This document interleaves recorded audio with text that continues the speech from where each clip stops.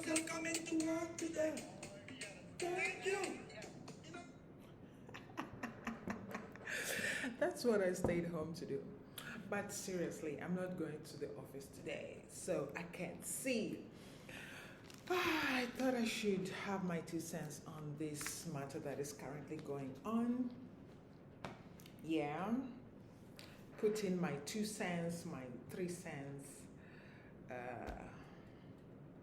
If you're the type of people that just say, oh, I've wasted 2 minutes of my 5 days watching this video, how am I going to recover them? To the left, keep it moving, because this video is not about to add any value to your life. And secondly, if you are the type of person that has done nothing from Monday till today, Thursday, definitely you are not productive. So you can either stay in this video and then blame this video for not achieving whatever it is that you wanted to achieve. Now, this video is going to be about the EFF, the Economic Freedom for the Africans. If you're an African, it is the best time to be an African in the history of the world. I've seen a lot of you coming across saying, oh, we are not our ancestors. There's so much things being said at the minute, and I can only be proud to be an African, because a lot of people are going to be your friends. Here, I'm not talking about mixed breed, because mixed breed, I don't know where to place you, honestly, because when you find there is a white and black parents, they have intermarried. Most of the time, 99.99% of the time, the children from those unions always identify as black. Now, two things come to mind, to my mind, at least my mind. Two things are: either they are not accepted on the other side, or maybe just because their African chase is a lot stronger or a lot more evident. Now, that's aside. I am just going to do this video to respond to a lot of whitewashed videos that I've seen countering the African growth, the African arising. They are almost calling it like an African revolution. Now, let me be the first one to tell you, if an African is faced with the moral dilemma of killing their colonizers, trust me, they will not kill. We are not bloody people. We are not going to kill nobody, at least not you. The same way the Africans have been running around saying, we are not our colonizers, this is not 1650, we are going to kill the boy and kill the farmer, blah, blah, blah, blah, blah, blah, blah. All these things, yes, they affect, because there is something that is evidently transferred from the colonizer and the colonized. The colonizer has the mindset that we are still superior, we still should tell you where to do, what to do, we still should cage you, whether it's an actual physical cage or it's just a mental cage in the mind where they make you think, oh, I'm looking gorgeous, by the way, maybe that's why we're doing this video.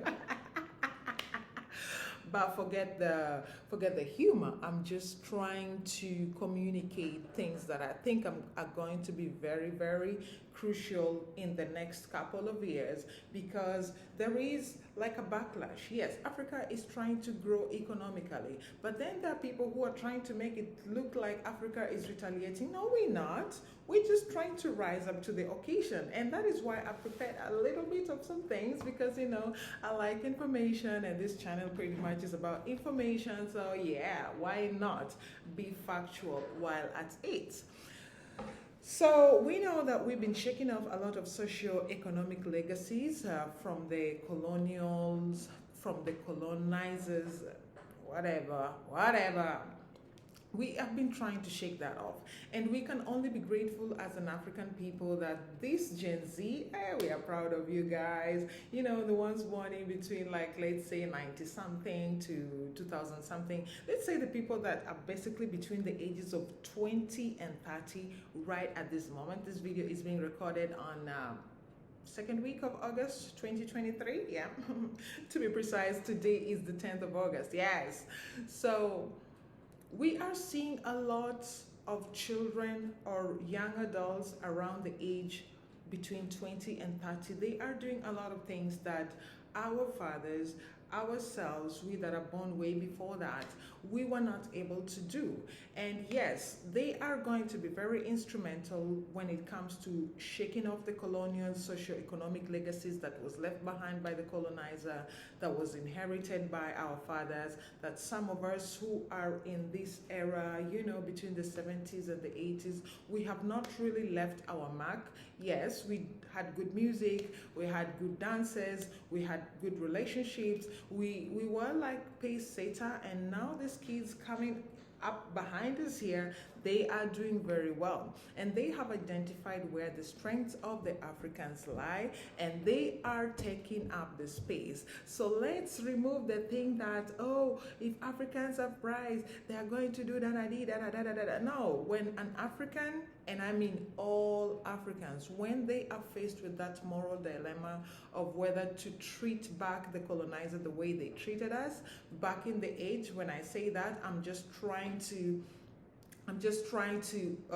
talk as if I'm part of those that crossed the Atlantic and had to die. Yes, we share a history, and African history can never be written without mentioning this very frustrating part of the history, this very dark history that a lot of people don't want to hear. Yes, success only came because somebody had to fight, and we always mention them in songs, the people that did very well when it comes to ending the slave trade and all of that. And we know that the colonizer is trying very hard to hold on to this mentality that Africa still has to be under us, Africa, da.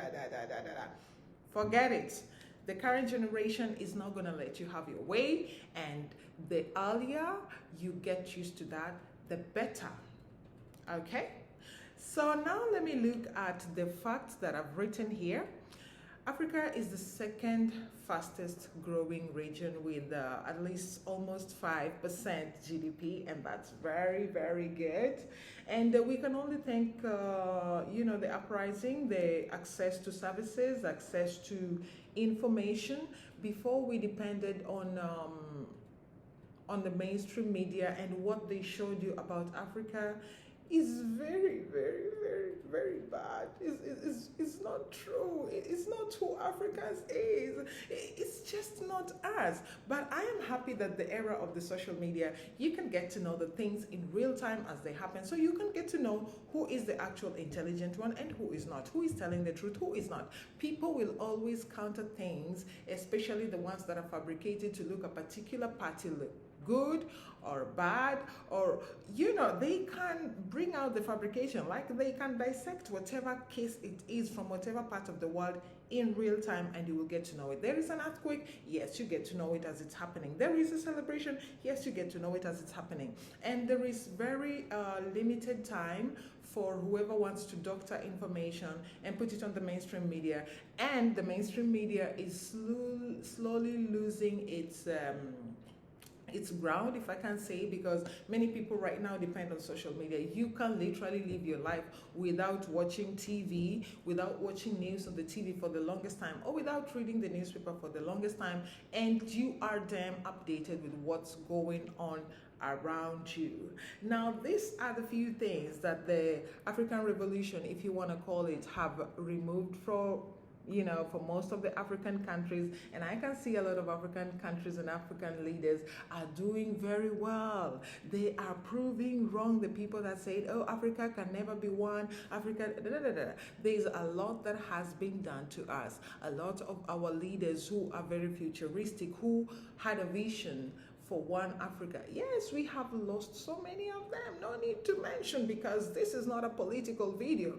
This video is rather to address everyone that thinks that the African growth is more of a revolt. No, it's not a revolt. No, there is no bloodshed. No, nobody is going to kill the other one. We are just taking up our economic space. We are adjusting to the technology-driven change. We are taking space in the digital innovations. We are aware of how much we have in terms of natural resources. We know the global uh, ranking or the price or whatever. So you can no longer come to Sierra Leone and buy, raw and cut diamond for the least price and pay the miner $100 or $50 for risking their life for you, and then you go and convert that into millions. Right now, all of that, people know, people have access to information, people have access to services. And Africans by themselves have removed from their mind that mindset of, I have to be educated, I have to struggle, go to Canada, UK, or US to study so that I would be employed. No, right now we are creating the jobs, be it in agriculture, be it in, we are creating jobs. Like, we are taking up the industrial something. We are taking up that space, and I can only be happy that there's been a lot of adjustments. Imagine the colonizer telling you that you are a single crop economy. Now let's take a country like Kenya. Yes, we can grow our cotton. We are known for our tea. We are known for our coffee. We are doing pineapples. We are the major exporter of flowers to European sectors. Now tell me, why would you tell such a place that they are going to be a single crop economy? What are you even saying? Do you know how much maize grows in Kitale? Do you? No, you don't know. We basically can produce everything. And the best part is that African soil is among the best, being that it can actually support the growth of whatever plants or crops you want to mention. Mention one crop that cannot survive and grow and blossom in Africa, or a fruit or whatever. So Africa has a lot of this big ball of potential that has been suppressed over the ages and ages and ages, and that is now coming off. That shell is coming off. Africa is coming off its cocoon. And there are some people that are actually concerned that they are going to lose their relevance, or the truth is going to come out about them, and people know that you have not been shit all along. And this is why there has been a lot of people scouted. I don't know if they're only showing up on my personal timeline, but there's been a lot of folks who are not African that are making it look like it's a bloody exercise. A lot of people are gonna die. No, nobody's gonna kill anybody. But if you have taken up a lot of land that you have inherited that is illegally acquired, then you know you're going to be affected. And this is only gonna touch on resources that you acquired illegitimately. Nobody is gonna shed your blood. So all these things that kill the boer, kill the farmer, no. There has been this recent rant or chant that is becoming very what is the word?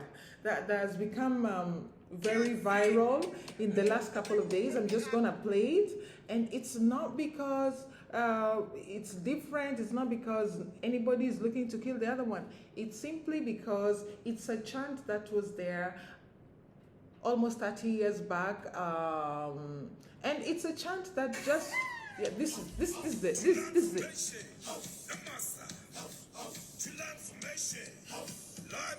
Oh, where is the?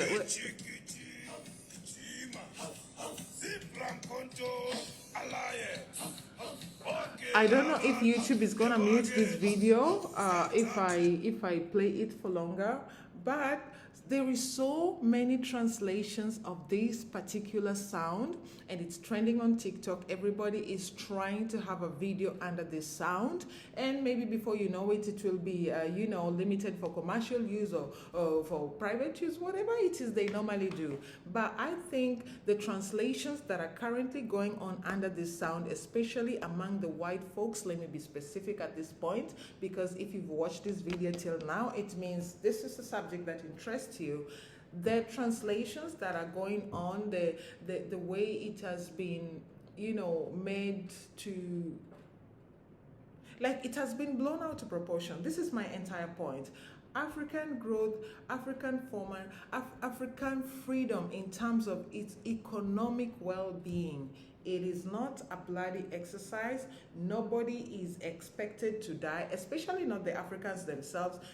We don't plan to kill anybody. Nobody is going to die. So this is the entire point. So this is my response to all these people that are making it look like when Africans grow, oh, they're going to kill us. No, just the same way that we tell you we are not our ancestors. Our ancestors had a reason to kill if they catch one of the child of the colonizers, because all of them were caged, all of them had shackles, all of them, the children, they were all killed.